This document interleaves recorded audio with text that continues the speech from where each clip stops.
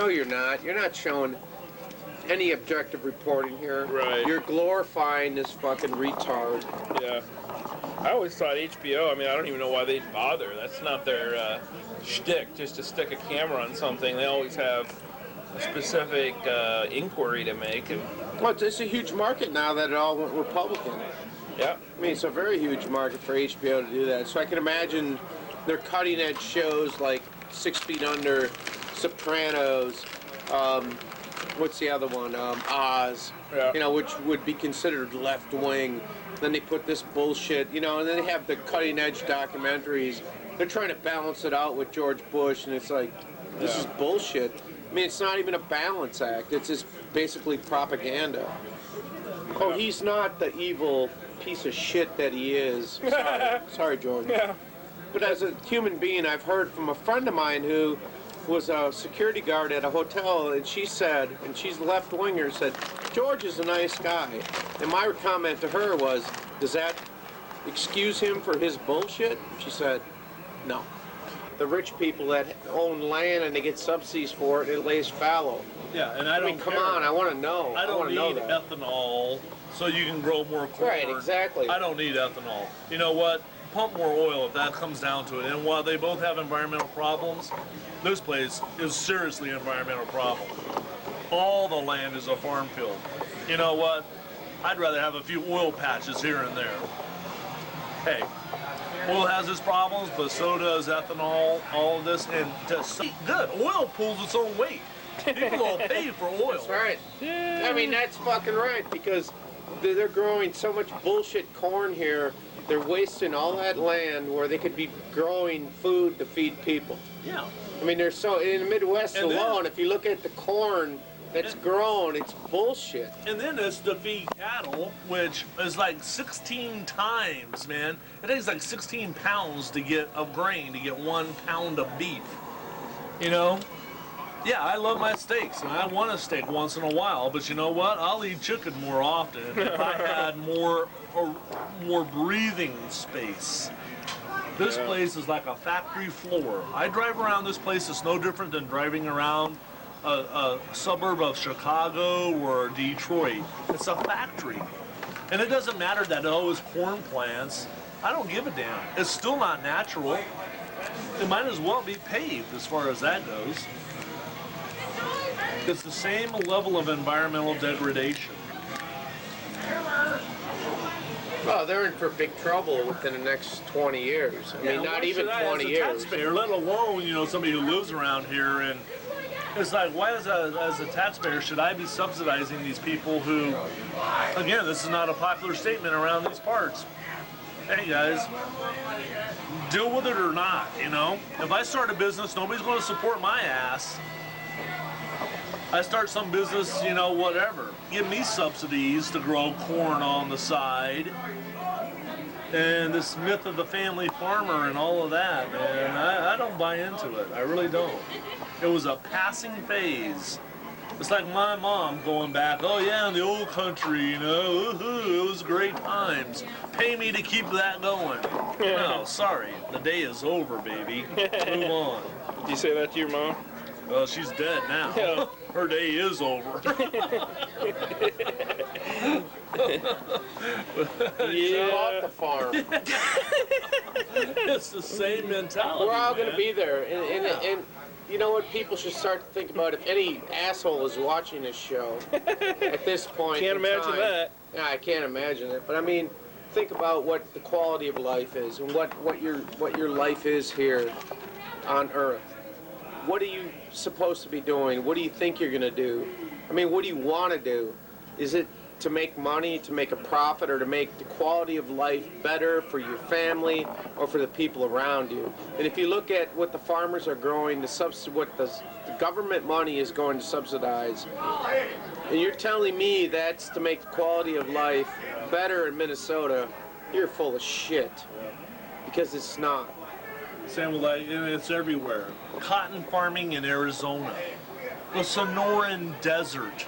Cotton is one of the most thirsty crops there is, yet because the soils and the subsidies and the groundwater was there, they pump it out, they grow cotton in the desert. Come on, it would never stand a fair market. It would not happen.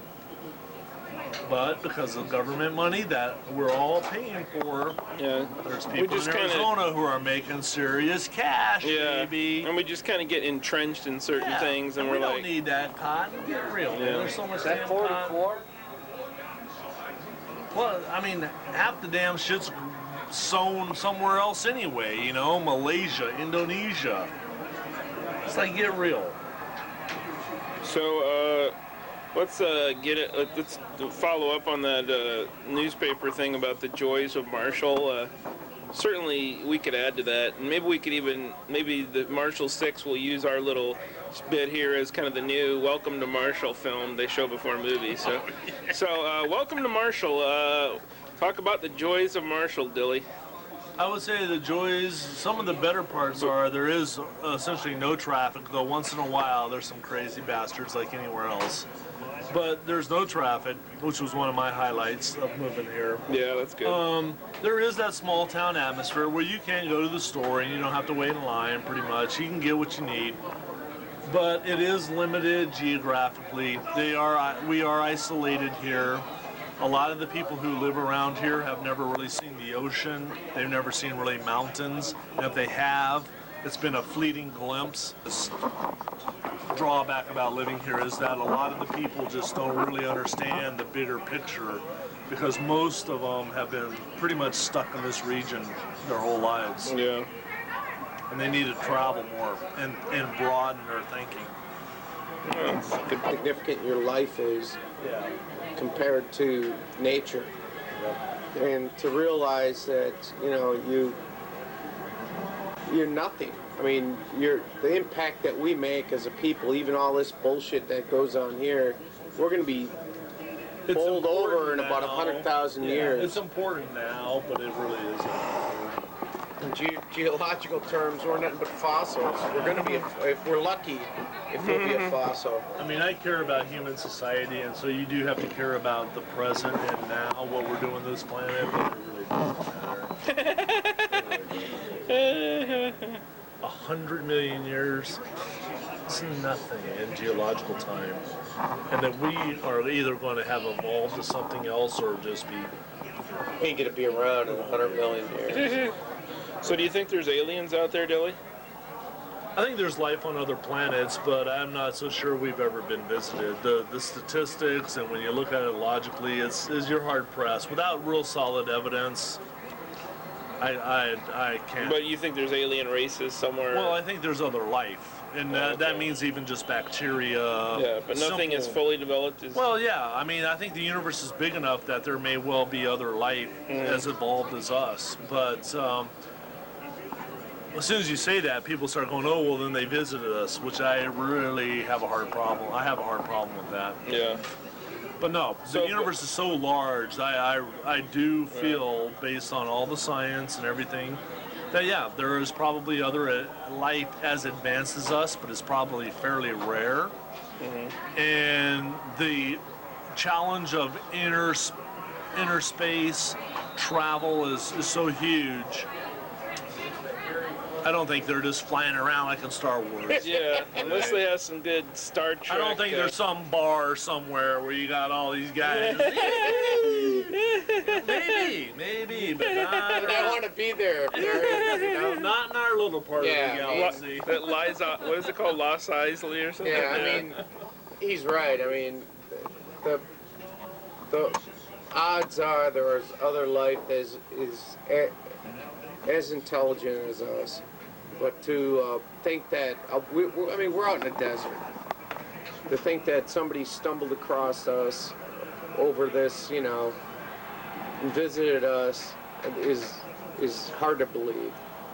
I mean, the distances to travel from even within our galaxy is incredible.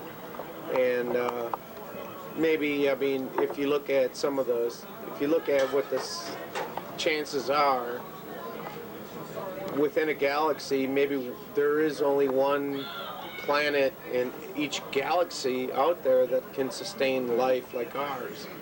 So, I mean, we're talking interdimensional travel, I mean, it's crazy. I mean, it's It the is idea that, interesting. you know, Spielberg come out with that new series called Taken. Yeah, Yeah. right. Yeah, take me, Spielberg. Bend over. Take me to the bank. Yeah, no dude. shit. I mean, it's like believing in angels. Well, that's just it. Oh, I got that an angel. Oh, that's that's the all new right. age way of thinking of angels. You know, you look at polls, and it's a good third or more of the population says they believe in angels. And so, if you're a new ager, or you want to twist that a little bit, you know, it's not too far-fetched to go, oh, well, yeah, extraterrestrial life or some other life forms. It's like, show me the evidence, man. You know, that's all I ask. Show me the evidence. And then you get into government conspiracies and all that other bullshit. Yeah. Who really knows? Roswell. There were only like 100 people involved in that, but nobody has come Yeah. forward except for relatives But give of me a the break. dead people that might have heard something. Yeah, it's horse shit. I mean, You can make all kinds of arguments about, oh, aliens aren't going to just let everybody know, but look at human nature. Human nature is not to keep a secret. Yeah. You can't even tell a secret to a fucking friend without it getting around. Oh yeah, that's why you come up though with like the men in black, the people who keep everything Right. quiet, and the government shuts everybody up and blah blah Yeah, blah. you can't. Yeah, that's a bitch. Now look at us. We were on this jag of going, oh yeah, let's go to outer space, and we did it. We got to the moon, and we sent our robots out to the other planets. But you know what? We've tapered off. No, we're stuck. We've come back, and we said, you know what? That's a lot of money to spend to go out there.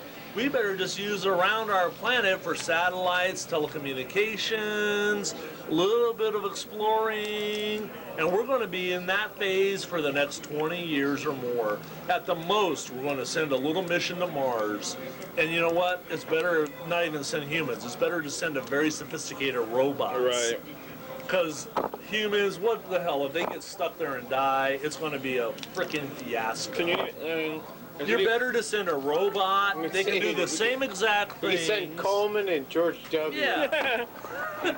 I think I found a Mars. fossil. No, you can't have a fossil We on did- Mars. No. And Gore, he's a robot. And Gore. Robot Gore. It can take us and what I need myself. You know, I'm not going to pay. And there's sometimes, I mean, they were saying recently that independent voters or people that voted for independent candidates might have swung things for the Republicans because they would have. But that, to me, that's bullshit. If people are making that choice, then the Democrats are not satisfying whatever kind of mandate Exactly. people think they should. I voted for Ralph Nader in the last presidential election. And Same it did I, was- so did I. And I will not accept the Democrats' bullshit that, oh, you took away from Al Gore, you made him lose the election. You know what? I don't give a shit. Al Gore is his own man. He ran on his own platform. He could have gotten my vote, but you know what? He didn't. Because he didn't say what I wanted to hear. I didn't think he was going to do what I wanted him to do. Yeah. Ralph Nader said what I wanted to hear, and I think he would have done what he said he would have done. Yeah. And you know what? Even though I knew he was going to lose, I don't really give a shit. And that's the way Yeah. I have to say it. And yeah, and the people will go, well, you know what? You've just written off Anwar. You've just written off certain environmental things because you let Bush win. Well, I don't give a damn. I'm going to cast my vote for the person I think is who I want to be Right. my leader. And I am not going to compromise on all this, because then how would a third party ever win? Right. Oh, it's always going to be Democrats or Republicans. Screw those guys. I hate two-party system. I hate Yeah. You guys hear anything back here? Me too. I think we're good. All right. Go on. If only my team had won. So here's a bizarre question, but I feel compelled to ask it, and Lupe seems like the right guy to answer it. Here's a weird question. You think well, you could say any politician, but I guess the Republicans have done the best job of capitalizing on 9/11 and turned it into, whatever. It's their agenda and all that, and let's go find some other people's asses to kick, that kind of thing. Do you think there's any politician, Bush or anybody, who, if they could, that they would that they're glad 9/11 happened, that Yeah. even if they could somehow make it so that it didn't happen, they would still allow it to happen? Yeah, I do believe that. Yeah. Well, I think it's because whether it's, if I ever thought that the politicians in charge actually cared about human life, which we lost in 9/11, I mean, my opinion would be totally different, because what it points